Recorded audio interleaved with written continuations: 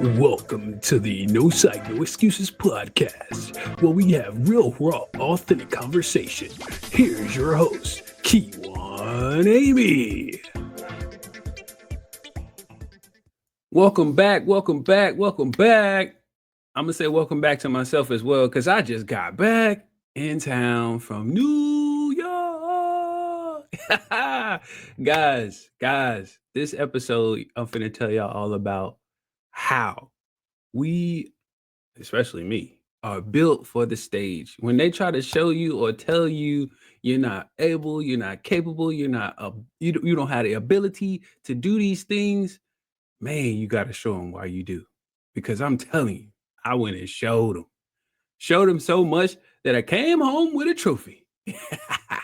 So, guys, what I'm talking about today is the speakers competition I just went to in Rushville, New York. It was awesome. First and foremost, I have to make light of that. Mr. Jesse Cruz put on an amazing speakers competition with some absolutely even more amazing judges. I mean, you want to talk about accolades? Ooh, I was like, okay, this about to be tough. I don't know if I'm ready for this, but I was. And I say that because again, I came home with first place, guys. And God, I say that, and it's not to be braggadocious. It's to say that I did it because of the preparation that I put in, the time that I put in, the certifications that I received. Y'all just don't know the work I put in, guys. I wish I could show y'all, but that means y'all would have to live with me. I'm okay. Anyway, what I'm saying is you have to put in the work when nobody's looking. Hear me again. You got to put in that work when nobody is looking. Winners are not built on the stage. They are prepared in darkness, guys. They're prepared when nobody can see them. When you think they're just at home, I don't know, like everybody think I be at home watching football all day. It's not what I do. I just catch the recaps, or they think I'm watching TV. Dude, my TV barely turns on. It only comes on when I'm going to sleep because it's like my sleeping mechanism or something. I don't know. Anyway, what I'm trying to tell you is I'm usually preparing myself for something, looking for something. Like when I say looking for something, I'm looking for something to do or to make me better, to improve my mindset, to improve something about me. And if we're not trying to improve something about ourselves, we're not growing. That was one of the biggest things I talked about in my speech when I was in New York. And also about growing, you also have to have that will for growth. You gotta have the will. Because if you're just like, oh well, people say I should speak. But what do you think? What do you think you should do? What is it that you want to do? Because if it's not in here in your heart, it's not gonna matter. It's truly not gonna matter. If as Eric Thomas once said, which I'm actually certified by him, I am a certified speaker by Eric Thomas. E.T., the hip hop preacher. Yes, I am, since 2019. But what he once said, and he always does, he says, you have to want it as bad as you want to breathe. And if you don't want it as bad as you want to breathe, guess what you're not going to do? You're not going to do it for long. You're chasing it for some reason that's not going to be strong enough when it gets hard. When the times get tough, you're not going to have the mindset. You're not going to have the willpower. The passion is going to the fire for that passion is going to burn out. It's going to go. And so, guys, that's what I want to. We about to get into some good stuff today. I got so much for y'all. I'm so excited. I'm back. Let's go. So welcome back to the Faith It Till You Make It. And this was huge for me in New York. Even before I even left. Y'all know how much I believe in faith and how much faith I just take everywhere with me. Everywhere. It's like I'm pulling it around in my luggage. I look like Johnny Appleseed. For those youngsters who don't know nothing about him, do a Google search. It's okay. Anyway, what I'm getting at here, what I'm getting at okay, is that with faith, all things are possible, guys. Because first and foremost, before I even went to New York, I was having so many doubts. It wasn't so much about my speaking ability, it was more so about how do I do this?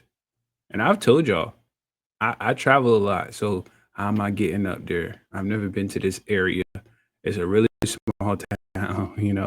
I didn't know what they were gonna have, what they weren't gonna have type services. And it's interesting when I say that because some smaller towns really are limited, you know, because they're so small. But thank God, because literally he was there the entire way, to the point of even my flight. Like, so I just started working with a new service for when I go to the airport. Absolutely phenomenal, hands down.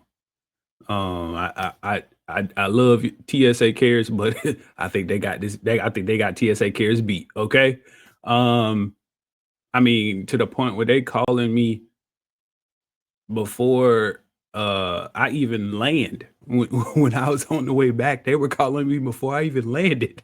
I'm like, can y'all wait till I get some cell service?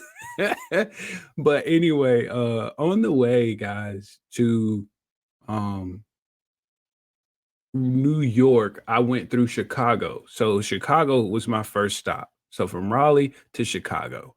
And when when I got to Chicago, it was so quick because the connection flight was like super tight. And we landed and I had to of course go very very quickly and no stops, no nothing. Like the only thing I think I could do was use the bathroom and that's it. Um and so I'm getting on the plane, and then I felt my phone buzz, and said I sat in my seat, and you know, after the people told me everything, blah blah blah. I look at my phone, and I see a message from Messenger, Facebook Messenger, and it says, "Are you getting on the flight to in Chicago to Rochester?" I'm like, yes. I'm like, and they're like, "Oh, I think I see you." I kid y'all not. All y'all who's been following me and listening to me for a long time, y'all know I'm blind. Okay, 100%. Can't see a thing. Okay, but I kid y'all not. When she said, "I think I see you," I s- I, I got up out my seat and started looking around the plane. Hey, listen, I'm a fool, 100%. Okay, I will clown all day, but I'm looking around the plane like, what? That's me. I'm that guy. Okay, and so, anywho, she says, I thought that was you because she noticed my profile pic. Now, first and foremost, I'm still trying to figure out who this is. I was, oh shoot, that's one of the ladies who's going to New York for the speakers competition. And we were going to be Ubering together, you know, to and from the hotel to get to the venue. Well, crazy enough, we on the same flight out of Chicago, and we now like, oh, we can Uber from the airport to the hotel now. You know, it saved cost. Hey, listen, if y'all ain't heard nothing about the economy in the U.S. or wherever you are, it's crazy. So you trying to cut corners any way possible. All right, I was happy to have that price. Okay. But what I'm getting at is God made a way and he always will. Okay. So when I tell you faith is the substance of things hoped for and the evidence of things not seen, I did not know she was going to be there. I had no clue I was going to be like, oh, shoot, we can share Uber. No such things were crossing my mind. All I was thinking about was me and trying to be independent in these moments.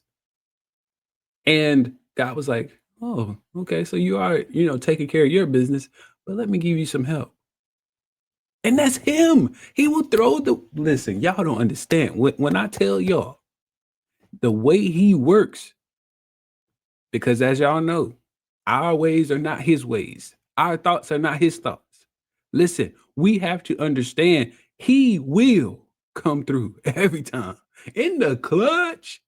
I was like, this is so amazing, man. And so Not only that, but split the Uber, from the airport, split my hotel room because, I found a roommate and one of the guys who needed a roommate because he needed to cut some costs too. So I split my hotel bill, and then we got a rental car because we were able to split our hotel bill and be able to drive wherever we wanted versus Uber and all the time. Man, listen, y'all not understanding. God is real. I don't care what y'all say. I don't care what nobody say. He knows my heart. He knows what I need. And it's just so amazing that this was able to happen because I'm just a believer, and I'm just a humble guy. I'm so humble and thankful, grateful that I do trust in God. And the other thing, about my speaking competition, when we were up there for the speaking competition, guys, listen, I'm quick to tell you about me and what might be wrong with something you're doing. Okay. So let me tell you a little bit about that.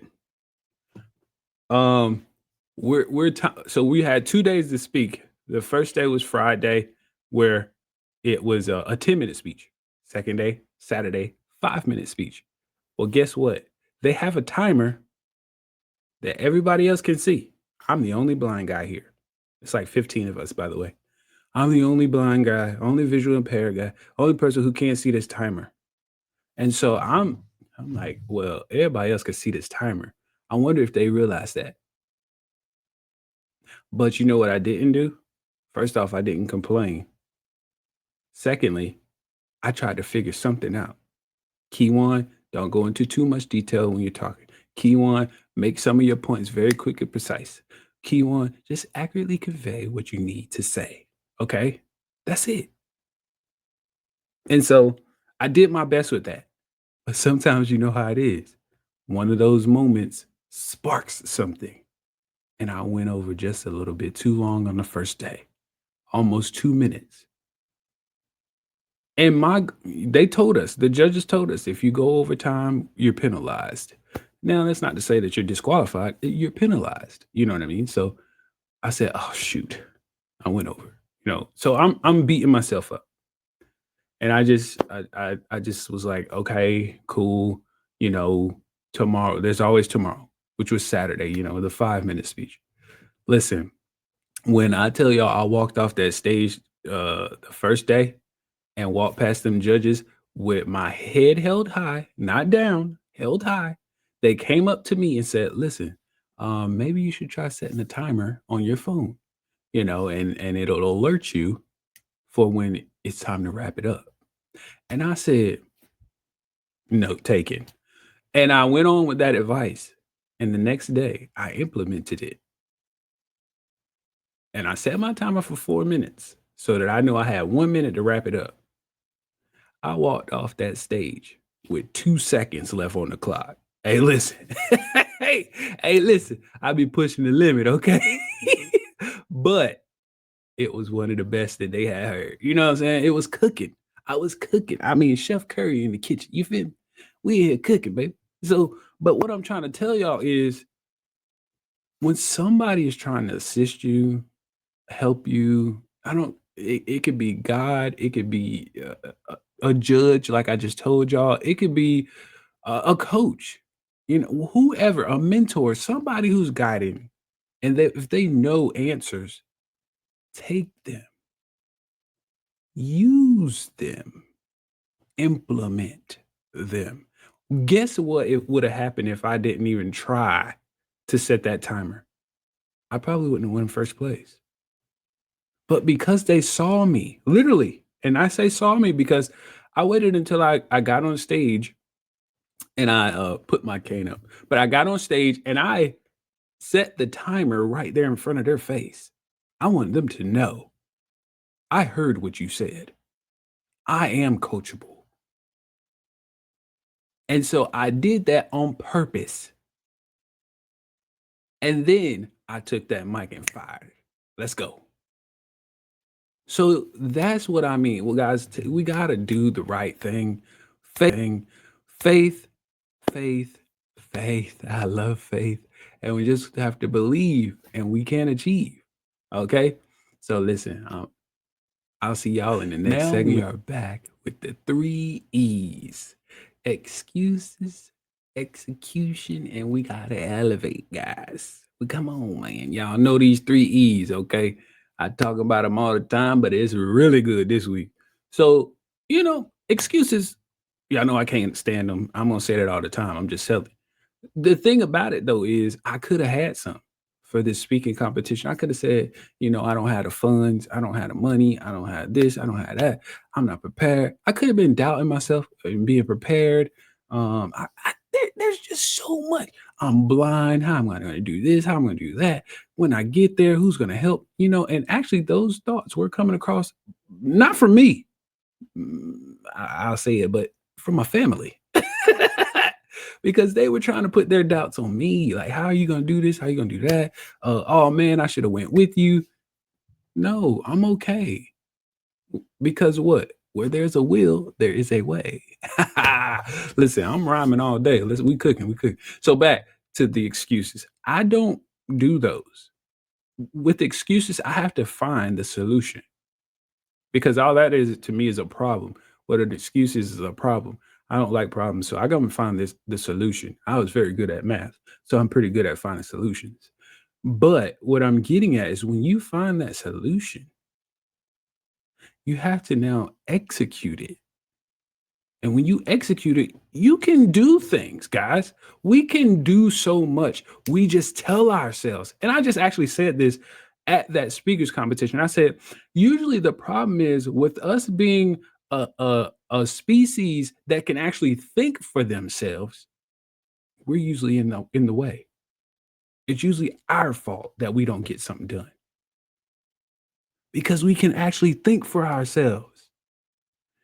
You know how many times you overthink something just because you just start thinking about random stuff. I thought about cooking this 5-course meal. You know what? I'll just order out. Nah, I just do it because it makes it so much easier on my life. It might cost more, but I just do that. It's so much. Why? Just cook the meal. Mom, I love when you make my favorite dish. You know what I'm saying? Don't do that to me. Don't do that to me. But we have to stop making excuses so we can execute. And then you know what happens after you start executing? You elevate.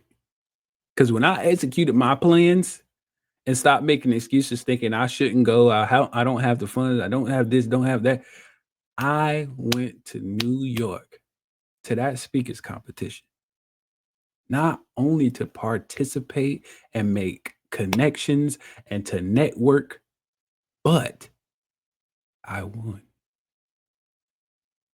I won, guys, because I executed. This is why the 3 E's are so important. This is why I give these to you.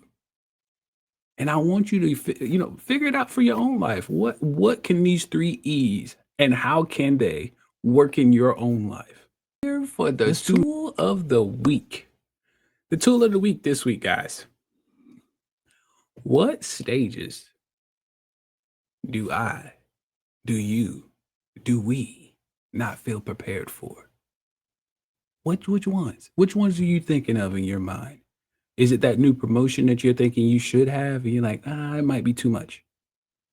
Is it like me? I almost didn't think I should have been on that stage. But how else am I going to get to the bigger stages if I don't start somewhere? If I'm going to end up in a stadium or a coliseum like that was being poured into me this weekend, I had to start somewhere. We have to not only have the vision for it. We have to just sit there and honestly, I always say this, don't get ready, stay ready. Stay ready.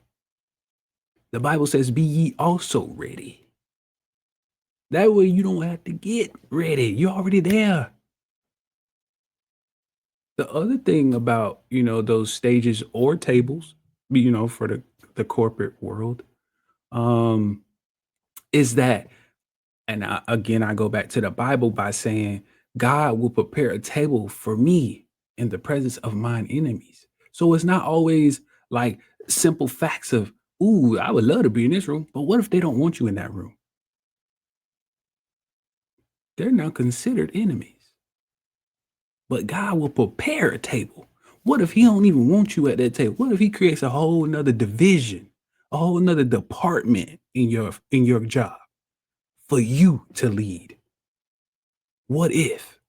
See, these are the things we should be thinking, not so much as, well, they have been doing layoffs here. When I hear people talk about layoffs, the one thing I think about, well, what can you do to prevent getting laid off? Now, there are some times where it's just simply not, it's unpreventable. You know what I mean?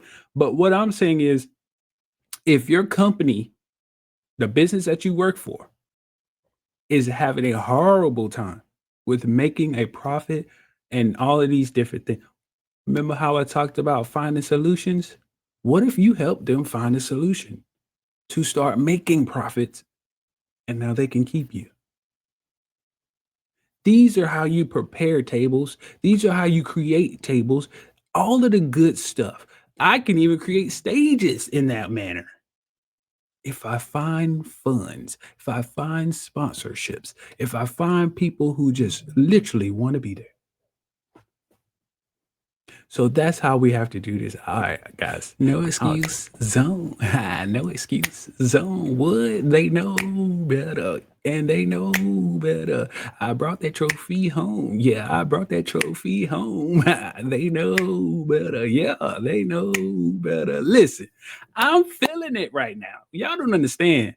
I'm doing my best to let this thing sink in because when I won that trophy, when I won that competition, I really didn't feel it, but it's slowly sinking. It's sinking in, guys, that I am now an award-winning speaker. Yes, yes, yes. This is how we talk when we become award-winning speakers. Yes, you have to have a draw. No, I'm joking. But anyway, what I'm saying is I might not have been able to physically see the trophy, but I tell you what, I feel the victory up in here. I feel it, guys. I am an award-winning speaker, and I can say that with my chest out. I can walk around like Muhammad Ali back in the day when he was in Africa, banging on the drums. Ba-dum, da-da-da-dum-dum. The champ is here. Da-dum, da-da-da-dum-dum. The champ is here. Listen, I'm here. I'm here, and I'm staying. The crown, the lane that I'm in, it's mine for the taking. Okay. And you can't remove a champion. You have to beat a champion. So you ain't beating me out because I'm gonna work harder than you. No excuses, baby. We here. Episode of the No Sight, No Excuses podcast. Again, I've been your host, Kijuan Amey, the award-winning speaker. Ha ha! Y'all like that. I know you do. I know you do, because I like it. I like the way it rolls off the tongue. The award-winning speaker, Kijuan Amey. I know it's so smooth, so smooth. Hey, listen, guys. I appreciate all the support you're giving me. I just want y'all to know that you had a part in this because me stepping out on faith, even doing the podcast, not just doing the speaking, but the podcast is helping as well because I'm activating my voice. I'm using it. And you guys who are a part of this, you as listeners have been a part of my growth. And I appreciate you all. So as we roll out, y'all know what I'm going to say. Just because you can't see it doesn't mean you can't achieve it. Peace out, people.